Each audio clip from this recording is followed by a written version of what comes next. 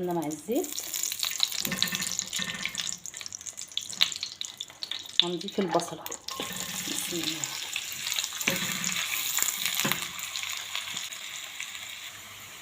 ودبلة البصله هننزل عليها بالطماطم والفلفل.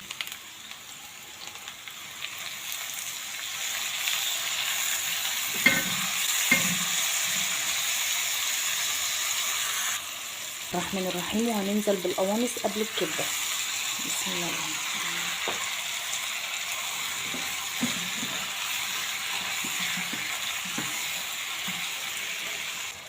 وبعد ما خدت القوانص معانا سوا شويه هننزل بالكبه.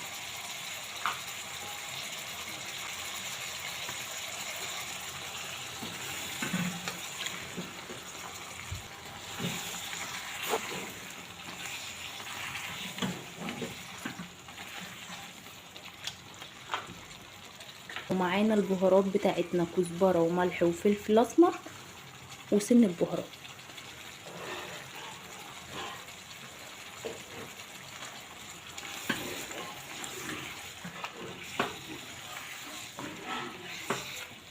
وهنقلب فيها بقى لحد ما كله يستوي مع بعضه.